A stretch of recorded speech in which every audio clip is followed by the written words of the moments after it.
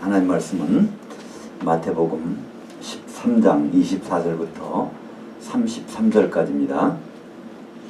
예수께서 그들 앞에 또 비유를 들어 이르시되 천국은 좋은 씨를 제밭에 뿌린 사람과 같으니 사람들이 잘 때 그 원수가 와서 곡식 가운데 가라지를 덧뿌리고 왔더니 싹이 나고 결실할 때 가라지도 보이거늘 집주인이 종들이 와서 말하되 주여 밭에 좋은 씨를 뿌리지 아니하였나이까. 그런데 가라지가 어디서 생겼나이까. 주인이 이르되 원수가 이렇게 하였구나. 종들이 말하되 그러면 우리가 가서 이것을 뽑기를 원하시나이까. 주인이 이르되 가만두라. 가라지를 뽑다가 곡식까지 뽑을까 염려하노라. 둘 다 추수 때까지 함께 자라게 두라. 추수 때에 내가 추수꾼들에게 말하기를 가라지는 먼저 거두어 불사르게 단으로 묶고 곡식은 모아 내 곡간에 넣으라 하리라.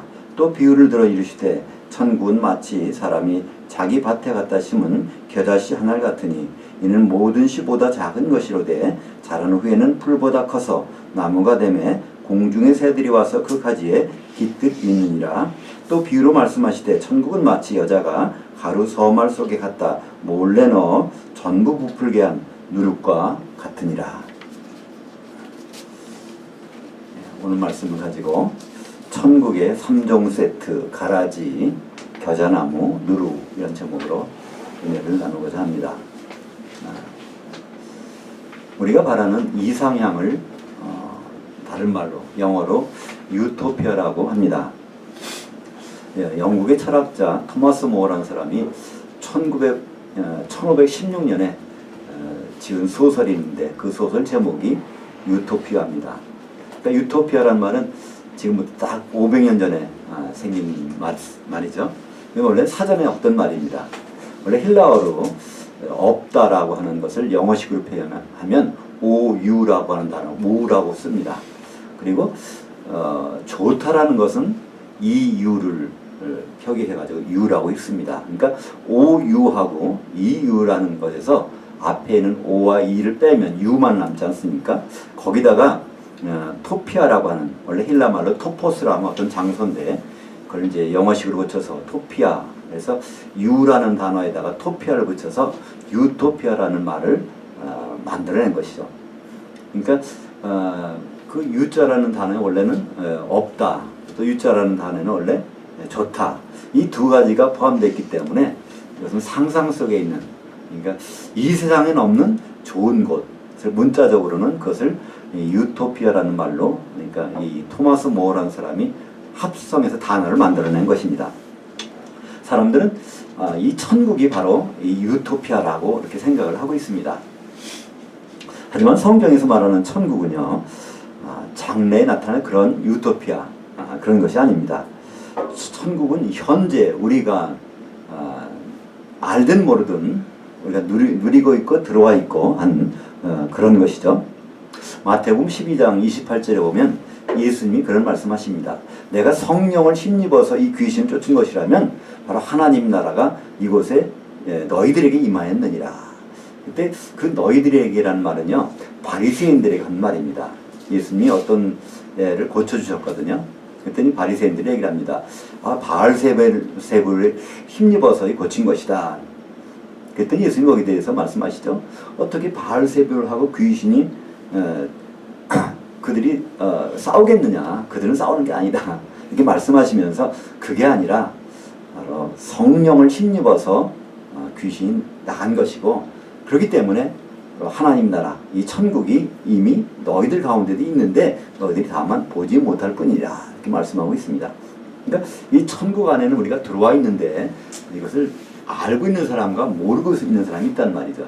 누가복음에도 같은 말씀이 있죠. 누가복음 17장 20절에 보면 바리새인들이 예수님한테 찾아옵니다. 그래서 하나님 나라가 언제쯤 임합니까? 이제 물어보죠. 그때 예수님이 답변이 이렇습니다. 그들에게 하나님 나라는 여기 있다 저기 있다 어떤 그런 것이 아니고 바로 하나님 나라는 이미 너희 안에 있느니라, 이렇게 말씀하고 있어요.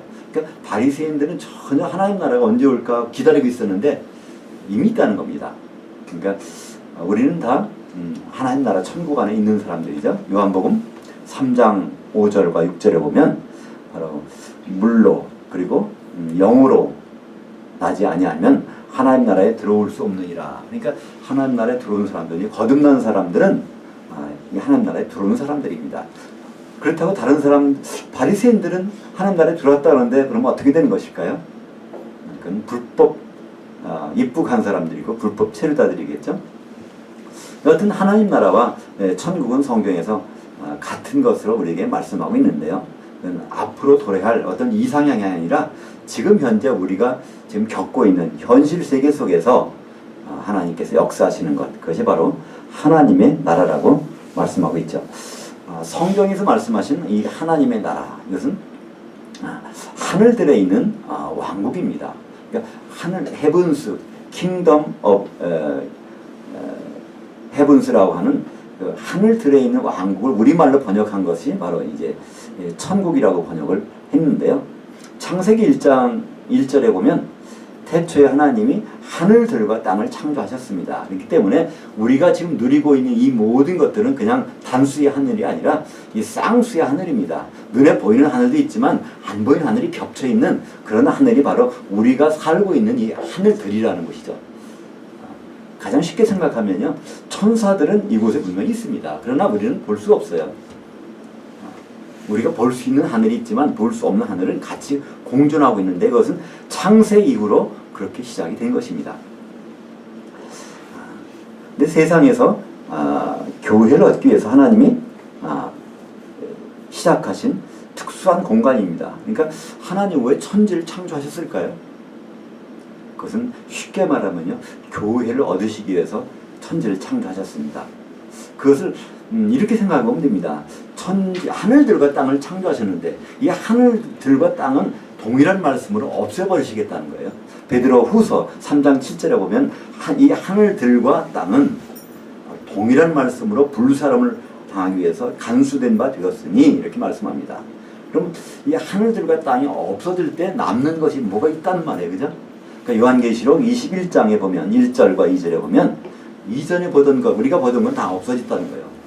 그 새 하늘과 새 땅이 나타나는데 거기에 새 예루살렘이 딱 등장하고 있습니다. 그러니까 하나님은요, 새 예루살렘 때문에 이 천지 만물을 창조하셨고 이 새 예루살렘이 완성되니까 천지 만물은 더 이상 필요가 없다는 것입니다. 이 새 예루살렘까지 가기 위한 과정에 바로 교회가 있는 거 아닙니까? 왜냐하면 새 예루살렘의 모습을 보면 12기초서고에 벽 옥으로 된 한 성곽이 있단 말이죠. 교회가 바로 사도들의 기초서부에 세워진 것이 바로 성도들이니까 똑같은 모습이 거기에서 나타나는 것을 볼 수가 있습니다. 그렇기 때문에 사실 예수님이 하나님이신 분이 이 세상에 독생자로 와서 오신 목적은요, 마찬가지로 간단하게 교회를 살아오신 것입니다. 사도행전 20장 28절에 보면 거기에 하나님의 피로 사신 것이 교회라고 분명히 말씀하고 있습니다. 그 목적 때문에 예수님 오셨어요. 물론 거기에는 우리를 구원하시기 위한 것도 있고 또 여러 가지 병자도 고쳐주시고 약한 자를 강하게 하시고 하는 모든 것도 있지만 궁극적으로는 그분의 아내된 교회를 얻으시는 것이 바로 예수님의 목적 아니겠습니까? 창세기 2장에 보면요, 우리의 그 아담의 예수 그리스도의 모형인 아담이 나오는데요, 아담이 하는 일이 나옵니다. 첫 번째 하는 일이 나와요. 물론 하나님이 아담을 통해서 하시지만 아담을 깊이 잠들게 한 다음에 아담의 갈비뼈를 뽑아서 그의 아내를 데려옵니다. 얼마나 피가 많이 났겠어요, 그죠? 그러니까 아담의 피로 만들어 온 것이 바로 그 아담의 아내인, 이제 나중에 이름이 하와가 됐지만 그 과정을 보여주는데요. 요한복음 5장 39절에 예수님이 말씀하세요. 성경에 있는 모든 건 바로 나에 대해서 증언하는 것이니라 했습니다.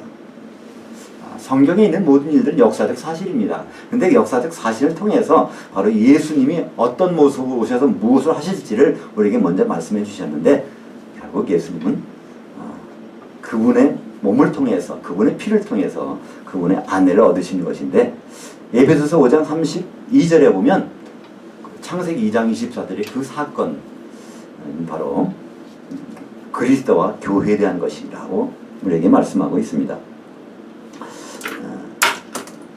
그러므로 천국은 바로 곡식뿐 아니라 이 가라지도 존재하는 것입니다. 지금 현재 우리가 앞으로 갈 것이 아니라 지금 현재 있기 때문에 이 곡식과 가라지가 같이 존재한다는 거예요. 우리가 생각할 때 너무나 좀 생각했던 거와는 좀 다를 수 있습니다. 하늘나라, 천국, 거기는 빛이 있고 생명이 있고 소망이 있고 근심 걱정이 없고 그런 곳으로는 생각하는데요. 오늘 예수님 말씀은요, 전혀 그런 곳이 아니잖아요. 예수님은 그냥 천국이 이런 곳이다 하면서 천국의 특성을 세 가지로 말씀해 주시는 겁니다. 그죠? 가라지가 있는 곳이고요. 거기는 바로 그 겨자 나무가 된 그런 곳이 있는 것이고요. 그건 누룩이 들어가고 있는 것이라는 거예요. 이 세 가지는 전부 다 부정적인 내용들입니다. 우리는 이것을 긍정적인 내용으로 잘못 알고 있을 수 있지만 예수님 분명히 말씀하시기는 다 부정적인 내용들이죠. 이 첫 번째, 하나님이 가라지에 비유해서 이 가라지는 바로 악한 자라고 말씀하셨어요. 자, 악한 자가 뿌려놓은 것이라고 말씀하고 있습니다. 하나님 원래 그 곡식 씨앗을 뿌렸는데 그것은 바로 하나님의 자녀들을 심어놨는데 사실은 밤에 몰래 갔다가 악한 자가 몰래 이 가라지를 뿌려놨다는 겁니다. 근데 이 가라지의 특징은요, 처음에는 모른다는 거예요. 우리는 보통 이제 논에 가면요, 그 변이사하고 같이 나오는 게 있는데, 그걸 피라고 그러죠. 나중에 피를 뽑는데요, 처음에는요, 이게 변지 아닌지가 구분이 안 갑니다. 나중에 곡식이 나왔을 때, 여기, 그 색깔을 보면 금방 알 수 있어요. 이건 바로, 이건 피네, 가라지네, 금방 알 수 있습니다. 그것은 무슨 말일까요? 우리 가운데서도 똑같이 예수님을 영접하고 신앙생활하고 교회 활동을 하고 있는 모든 가운데서도요, 처음에는 모른다는 겁니다. 그래서 누가 악한 영향을 받아가지고 그렇게 하는지는 모른다는 거예요. 요한계시록에도 보면요, 거기 황충이 등장하는데요, 마지막에 전 3년 반에 마지막 5개월 동안에 황충이 그 성도들을 괴롭히는 장면이 나옵니다. 원래 황충이라는 것은요, 메뚜기를 구약에서는 메뚜기라고 번역했고 신약에서는 그걸 황충이라고 번역했는데, 황충, 노란 곤충이라는 뜻 아닙니까? 원래 그래서 이 메뚜기라는 것은요, 원래는 성도를 의미합니다. 레위기 나오는 많은 그 여러 가지 짐승들이 있는데, 곤충도 있는데요, 그 먹을 것이 있고 못 먹을 것이 있습니다. 근데 그 중에 메뚜기는 먹을 수가 있어요. 모든 곤충은 먹을 수가 없습니다. 왜냐하면 곤충들은 배를 땅에 대고 다니는 것들이기 때문에, 파리 같은 것들이요, 다 배를 땅에 대고 다닙니다. 근데 거기서 뒷다리가 있어가지고 언제든지 하늘로 뛰어오를 수 있는 것, 이건 먹으라는 거예요. 바로 언제든지 하늘에 소망을 두고 그를 향할 수 있는 것을 성도라고 말씀하고 있죠. 그렇기 때문에 이 메뚜기에 해당하는데, 우리는 그래서 메뚜기를 먹고 메뚜기가 사귀고, 그렇기 때문에 거룩한 성도들과 사귀라는 것이 레위기에서 11장에서 우리에게 주신 말씀인데요, 요한계시록을 보면 그 메뚜기가 무적행에서 오른 연기로 싹 쐬가지고 이 황충이 돼버리는 거예요. 성도였는데 성도가 변질돼가지고 황충으로, 말하면 곡식이 가라지처럼 돼버리는 상황을 요한계시록에서 볼 수가 있는데, 그런 상황들이 나중에 벌어지는 것이 아니라 천국에서 그런 일이 벌어지고요, 이 천국 안에서 이루어지는 일 가운데 있다는 것입니다. 이 천국과 교회는 밀접한 관계가 있습니다. 천국이 교회는 아닙니다. 그러나 천국과 교회는 아주 밀접한 관계가 있죠. 바로 이 천국 안에서 교회가 만들어지는 것입니다. 어떤 공장에서 어떤 제품이 만들어지듯이 이 천국 안에서 이 교회가 만들어지고, 이 교회가 만들어진다고 하면 그러면 천국은 더 이상 필요가 없게 되는 것이죠. 예수님은 교회에 대해서 말씀하실 때 마태복음 16장에 바로 너는 베드로라, 내가 이 반석에 내 교회를 세우리니, 그래서 교회 세우시는 것에 대해서 먼저 말씀하세요. 그때 거기서 방법론이 나옵니다. 이 시몬을 갖다가 너는 이제부터는 베드로라는 거예요. 너는 이제부터는 반석 조각이라는 것입니다. 근데 나는 교회를 반석에다 세우신다는 거예요. 베드로에다가 세우시는 것이 아니라, 반석 조각이 아니라 반석에다가 세운다는 것입니다. 이 로마 카톨릭에서는 그것을 혼동을 하죠. 베드로가 반석이고 거기다 교회가 세워졌고, 그렇기 때문에 베드로는 초대 교황이다, 이렇게 얘기를 합니다. 그러나 그것은 베드로와 반석의 차이를 구분하지 못하기 때문에 나온 것이죠. 페트로스라고 하는 이것은 반석 조각이고, 예수님이 교회를 세우시고는 페트라라고 하는 페트로스들이 쫙 모여있는, 12개가 완전히 모여졌겠죠. 그것이 한 떡이 돼서 모여있는 거기다가 교회를 세우신다고 하셨는데, 바로 마태복음 16장 18절에 그 말씀하시고 19절에서 연이어서 말씀하시는 거 있죠. 내가 천국 열쇠를 내게 주노니 그래서 말씀하십니다. 그러니까 교회가 세워져야 되는데 거기 중요한 것은 천국에 사람들이 들어와야 된다는 거예요. 왜 그럴까요? 어디 들어가려면 열쇠가 많이 있어야 되잖아요. 그죠? 그러니까 사도들에게 열쇠를 줘서 이 천국에 다 모아놓고 그 가운데서 그 사도들이 터위에 세우시는 것이 바로 교회인데 그 일을 하시는데 필요한 것이 첫째는 천국이 형성돼야 되고 그 안에 들어오는 사람들이 이제 기초서구에 세워져서 교회가 완성되기 이것이 반드시 필요하다는 것입니다. 그래서 거기 필요한 것이 곡식이고 성도들인데 거기에 여전히 나타나는 것이 가라지가 나타난다는 것입니다. 세례요한에 따르면 이 곡식과 가라지는 지금 하나님이 처분 안 하세요. 우리가 볼 때는 왜 교회 내에 그런 나쁜 영향을 받은 사람들이 존재하게 하실까?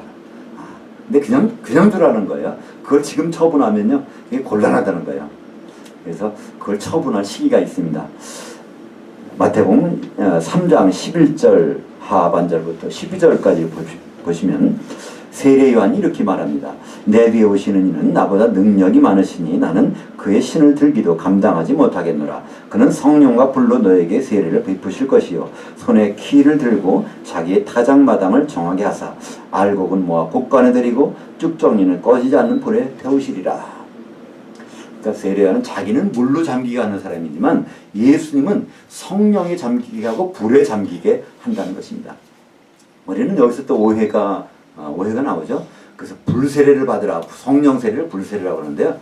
이건 그렇지 않습니다. 분명히 예수님도 세례요한도 구분해서 말씀하고 있지 않습니까? 성령이 잠기게 하는가 하면 알곡들은 곡식들은 성령이 잠기게 하지만 쭉정이 그런 것은 가라지는 바로 불에 잠기게 하신다는 겁니다. 그러니까 우리 선택은요 둘 중에 하나입니다. 이제 성령이 잠기든가 그것이 싫다면 결국은 나중에 불에 잠기는 일 두 가지가 있다는 것이죠. 이렇게 천국 안에도 가라지가 있다는 사실을 알면요, 교회 생활이 이해가 됩니다. 예수 믿는 사람들 간에 왜 저런 일이 벌어지고 있을까? 왜 그런 일들이 지금 하나님께서는 그런 일을 용납하고 있을까? 우리는 이해가 되지 않습니까? 그래서 이 천국과 가라지의 비유는요, 이건 대부분 한번 들어보면 이유가 돼요. 그래서 천국이 이곳이 천국이라는 것은 이해가 됩니다. 가라지가 분명히 있으니까요. 근데요, 오늘 세 가지는요, 이건 같은 상황을 말씀하신 것인데, 천국은 이런 것인데, 이런 것인데, 이런 것인데. 그래서 오늘 제목 자체가 천국의 3종 세트입니다. 그래서 가라지에 대한 것은 우리가 어느 정도 이해가 하지만, 이 겨자나무나 누룩에 대한 것은요, 사람들이 이해를 잘 못하고 있죠. 거꾸로 이해하고 있습니다. 겨자나무가 된 것에 대해서 하나님이 함께 하시면 이렇게 큰 나무가 될 수 있고 또 하나님이 함께 하시면 이 시작은 조그맣지만 나중에 창대하게 된 그런 그 누룩의 효과가 나타날 수 있다고 생각을 하게 되는 것이죠. 그것은 전적으로 반대되는 일입니다. 곡식과 가라지처럼 이 겨자나무는 전혀 다른 것입니다. 원래 겨자라는 것은요 1년생 또는 2년생 채소입니다. 우리 앞에 조그만 밭에 심어놓은 그 부추가 있어요. 부추 작년에 그걸 심었는데 이게 힘이 없어가지고 좀 몇 번밖에 못 먹었어요. 근데 겨울을 자고 나니까 그 추운 겨울에 아무것도 안 덮어졌는데 또 이제 거기서 자라나게 싹에서 뿌리에서 나서 자라났습니다. 이거 채소거든요. 근데 금년에는요 이 비만 한 번 왔다 그러면 굉장히 이게 왕성하게 자랍니다. 그러니까 채소라는 것은 1년생도 있고 또 2년생도 있고 또 조금 단년생도 있어요. 그러나 채소의 공통점은 아무리 채소가 잘 자라도 이건 나무가 될 수는 없다는 거예요. 근데 이 겨자는 다시 말하면 우리가 먹는 것 채소 중에 갓이 있습니다. 갓하고 같은 종류의 거기에 속하는 채소입니다. 우리 갓을 갖다가 이렇게 나물에 부쳐 먹거나 김치를 담아 먹지 않습니까? 근데 이게 자라가지고 나무가 됐다는 거예요. 거기에 또 새각이 들었다는 것입니다. 이것은 전혀 자기 본분을 망각한 것입니다. 그러니까 이 겨자를 나무를 묻혀 먹으려면 이게 억세가지고 나무가 되면요, 그건 아무 쓸데가 없거든요. 근데 거기 또 새까지 깃들었다는 거예요. 이 새는 어떤 뜻일까요? 동일한 마태복음에서 예수님 말씀하십니다. 길가에 떨어진 거는 누가 쪼아먹는다는 거예요. 근데 거기에 대한 설명을 하십니다. 마태복음 3장 19절에 보면 악한 자가 와서 그걸 쪼아먹는다는 것입니다. 그러니까 하나님이 뿌려놓은 곡식을 쪼아먹는 거, 그건 악한 자고, 마귀가 부리는 악한 영들이 그걸 쪼아먹는다는 거예요. 그러니까 이 겨자 나물들이 있는 곳에, 겸손하고 하나님 뜻대로 살기를 원하는 사람이 있는 곳에 가끔씩은 나무가 등장한다는 거예요. 거기에 또 그 나무만 등장하는 것이 아니라 교만한 곳에는 뭐가 등장할까요? 그 새들이 와서 거기서 둥지를 튼다는 것입니다. 우리에게도 새들이 언제든지 올 수 있어요. 그죠? 악한 영들이 우리에게 올 수 있습니다. 그것이 못 오게 할 수는 없어요. 그러나 둥지를 틀게 해서는 안 됩니다. 그죠? 근데 이 교만하게 되면요, 새들이 와서 둥지를 틀고 있다는 거예요. 그런 일들이 천국 안에서 분명히 벌어진다고 예수님은 또 말씀하셨습니다. 이제 세 번째 비유가 있습니다. 바로 누룩의 비유죠. 이것도 우리가 가만히 보면 오늘 말씀에 마지막 절 33절입니다. 마태복음 10장 33절에 보면 또 비유로 말씀하시되 천국은 마치 여자가 가루 서말 속에 갖다가 넣어서 전부 부풀게 한 누룩과 같으니라. 우리말 번역에 보면 거기에 몰래라는 말이 빠졌어요. 근데 성경 원문에 보면 헬라어 원문에는요, 이것이 엔크립토라고 해서 몰래 집어넣었다는 것입니다. 그러니까 여기에도 보면 교회에도 언제든지 몰래 누가 잠입할 수 있다는 거예요. 근데 잠입해서 처음에는 모릅니다. 근데 시간이 지날수록 점점 부풀어 오른다는 거예요. 전체를 부풀게 하는 그런 일이 벌어지는데 그것이 어디서 일어난다고요? 바로 천국에서 그런 일이 일어난다는 거예요. 이런 일들은 계시록에서 좀 더 구체적으로 말씀하고 있습니다. 요한계시록 18장 2절에 보면 힘찬 음성으로 외쳐 이르되 타락했도다 타락했도다 큰 성 바벨론이여 귀신들이 처소와 각종 더러운 영들이 모이는 곳과 각종 더럽고 가증한 새들이 모이는 곳이 되었도다. 그래서 그 큰 나무가 이렇게 교만해져서 거기서 더러운 영들이 모이는 그것이 요한계시록에 나오고요. 또 이 큰 성이라고 하는 것은 바로 큰 음녀입니다. 이 음녀, 여자가 몰래 집어넣었다는 그 여자는 바로 요한계시록 17장에 나오는 그 음녀, 타락한 교회를 우리에게 말씀하고 있죠. 마태복음 16장 12절에 보면 그제서야 제자들이 떡이 누룩이 아니요 바리새인들이 누가 사두개인들이 교훈을 삼가라고 말씀하신 줄을 깨달으니라. 그러니까 예수님은 제자들에게 누룩을 조심하라고 그랬어요. 그러니까 그게 제자들은 무슨 뜻인지 몰랐습니다.